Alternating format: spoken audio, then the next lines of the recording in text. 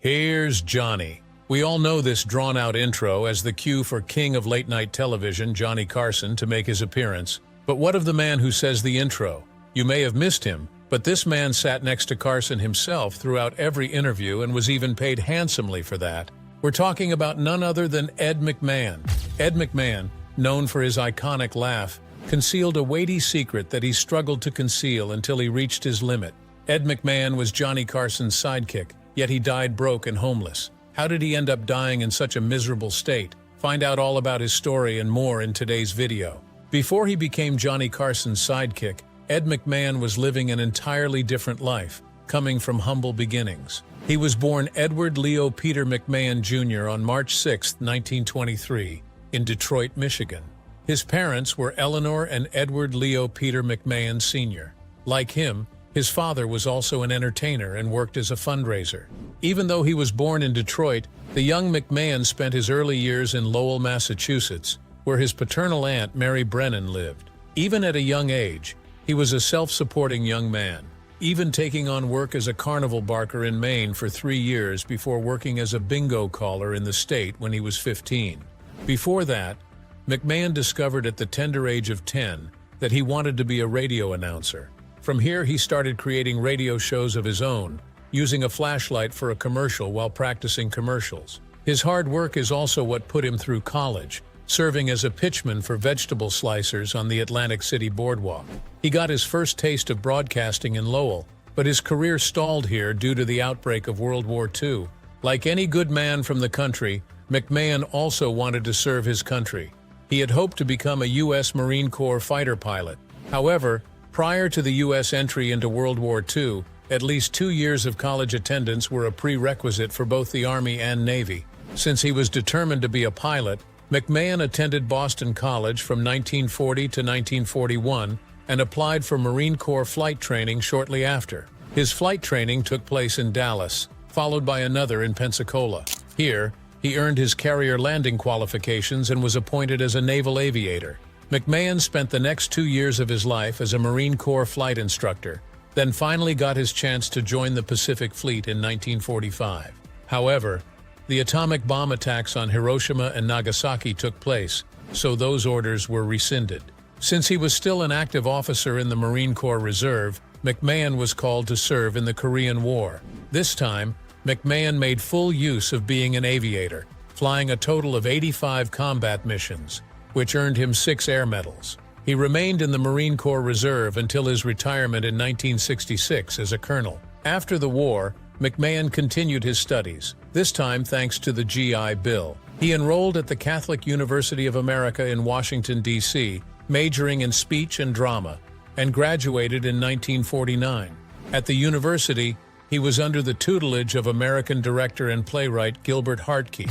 Upon graduation, McMahon kept himself busy raising funds for a theater to be named after Hartke. He also took a job post that paid him $75 weekly at WCA. It was a new TV station in Philadelphia where he co-hosted a live program titled The Take 10 Show, which quickly became his own show. It only took 2 years for McMahon's career to grow in Philadelphia, and soon enough, people started to call him Mr. Television. The Catholic University was McMahon's gateway to success, and little did he know that a collaboration with a certain someone would make him a familiar face on TV. In 1958, Ed McMahon had the good fortune of meeting Johnny Carson, who was just a rising comedian at the time.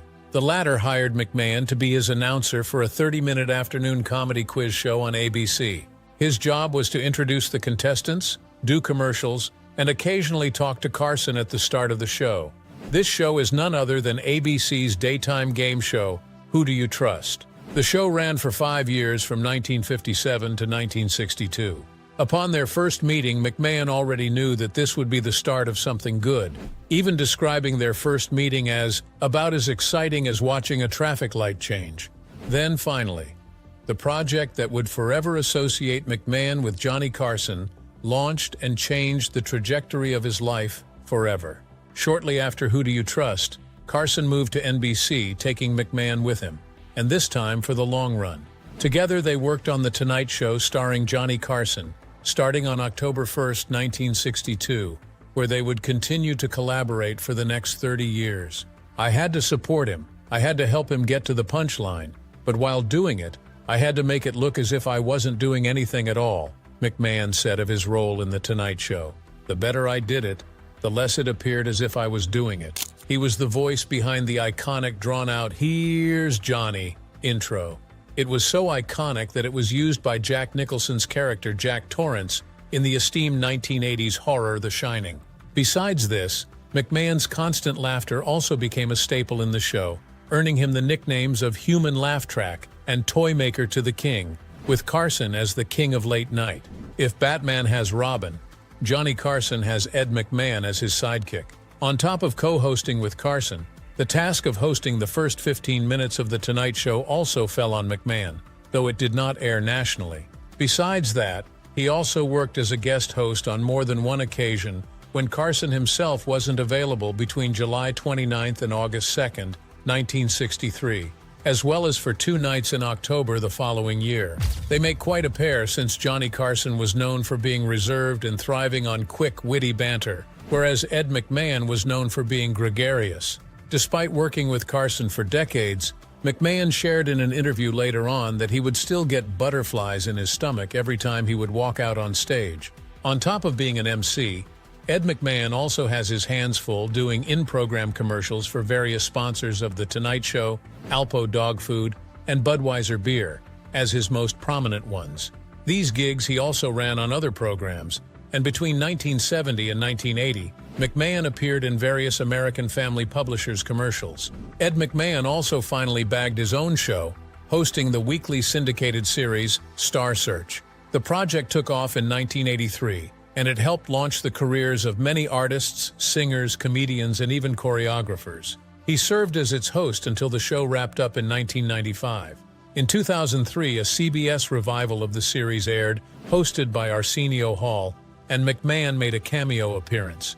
His work on commercials also paid off big time, because his long association with Anheuser-Busch was the reason why people started calling him Mr. Budweiser. His close ties to this esteemed brewing company allowed him to bring them as one of the largest donors to the Muscular Dystrophy Association, MDA. The MDA is a non-profit organization whose aim is to support people living with muscular dystrophy, neuromuscular diseases, and ALS. He had a couple of hosting projects in the 70s until the early 90s, which included co-hosting the Jerry Lewis MDSA Telethon, a long-running live annual Labor Day weekend event. Then he also hosted several TV series like TV's Bloopers and Practical Jokes on NBC with Dick Clark from 1982 to 1993. Ed McMahon also had several film roles under his belt. He made his first film debut in the 1967 American neo-noir thriller, The Incident. Then, in the newer version of the movie Dementia, he did the added narration on the film, even though the original movie had music without dialogue. In 1977, he played the supporting role of Charlie Blanchard in the American comedy Fun with Dick and Jane. McMahon was also supposed to make an appearance in Adam Sandler's 1996 comedy Happy Gilmore. McMahon was hired to do an infamous fight scene with the comedian, but according to Sandler, the renowned TV host backed out after finding out about the movie's crude humor. The role ultimately went to American media personality Bob Barker. His last film appearance was in an independent rom-com movie titled Jelly. He acted alongside Natasha Lyonne, portraying the role of Mr. Closure. Besides doing work as a host and in several small roles, Ed McMahon also fulfilled his childhood dream of becoming a radio host. He served as the communicator or host of the Saturday afternoon segment of Monitor from 1965 to 1969. During the early 2000s, McMahon was still active on television. In 2004, he became the announcer of Alf's hit talk show on TV Land. His work also extended to several game shows such as Whodunit, Missing Links, Concentration, and Snap Judgment. McMahon was married 3 times in his life. His first marriage was to Alice Farrell on July 5, 1945. At the time, McMahon was still working as a flight instructor in the Marines when they tied the knot. The couple had 4 children together, namely Claudia, Michael Edward, Linda, and Jeffrey. Unfortunately, their marriage didn't last, and the two called it quits in 1972, with the divorce finalized in 1974.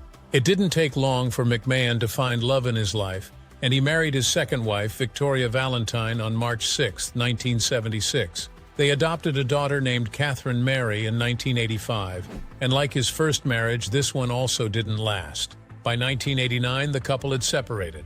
McMahon provided spousal and child support worth $50,000 to his ex-wife monthly. His third and final marriage was to Pamela "Pam" Hearn, a single mom who has a son named Alex. They tied the knot on February 22, 1992, just 3 months before his run at The Tonight Show came to a close. Working right next to Johnny Carson and landing several commercial gigs should have set up Ed McMahon for life. So how did he end up dying broke and homeless? Despite being a household face on late-night TV, Ed McMahon suffered terribly behind the scenes, financially, especially in his later years. So what exactly were these financial troubles? Didn't he used to earn approximately $5 million per year? For one, Citibank sued him back in 2008 to recoup nearly $200,000 lent to the entertainer. Besides this, McMahon was also reported to be behind $640,000 in mortgage payments. He finally talked about his financial difficulties during a guest appearance on Larry King Live back in 2008. There, he detailed how the Great Recession and his neck injury were the main reasons why he found it hard to find a stable job, thus leaving him behind in payments. Well, if you spend more money than you make, you know that happens, McMahon told Larry King back in 2008. And it can happen.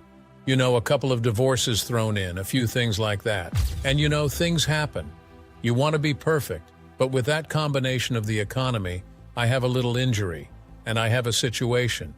And it all came together. His wife, Pamela McMahon, also added how they do not have millions of dollars, which is a pretty common misconception about them. So how did he get that injury anyway? Ed McMahon suffered a fall at billionaire investor Robert Day's home in March 2007. He sued the investor, citing how the latter's home was unsafe and lacked railings, and also sued the hospital for failing to diagnose the fracture initially. As a result, McMahon claimed that the hospital, the doctors, and every medical professional involved botched his surgery, causing him great pain, which hindered his ability to work. To make ends meet, he was even in the process of selling his $6.25 million Beverly Hills mansion, hoping he would be able to sell it. But alas, the Great Recession crashed the housing market. As if that wasn't bad enough, Ed McMahon suffered another financial blow. He failed to pay $275,168 to divorce attorney Norman Solovey on July 30, 2008. According to Michael Shanker, Solovey's lawyer, McMahon and his wife Pamela hired Solovey to represent his daughter from his first marriage, Linda Schmerge, in a matrimonial matter. That same year, future U.S. President Donald Trump offered to buy McMahon's home and have it leased to The Tonight Show co-host. This was so the latter wouldn't have to leave his home, and it was also Trump's way of helping the renowned TV legend, saying it would be an honor to do so. Instead of taking up his offer, Ed McMahon opted to sell his home to a private buyer. Unfortunately, the purchase didn't pull through, which left him still heavily in debt. He declined to name the buyer, but he explicitly said it was not Trump. Speaking of Trump, he offered to purchase McMahon's home for a second time. But according to McMahon's daughter Claudia, the U.S. president never followed through with either of his public offers to buy the residence. Still, people can't help but wonder how Ed McMahon got himself in such a deep debt. Well, the root cause of it all is because of the entertainer himself, at least according to one of his biographers. According to HuffPost, the root of the TV legend's money problems dates back to his good nature. It was said that McMahon would use his income recklessly, lending and helping other people whenever he could. On top of that, it was also rumored that he even helped his wife's apparel business, and we all know how that costs a lot. One of the people who helped McMahon write his autobiography, David Fisher, detailed the TV persona's generous and giving personality. According to him, McMahon is an extremely generous human being to his own detriment.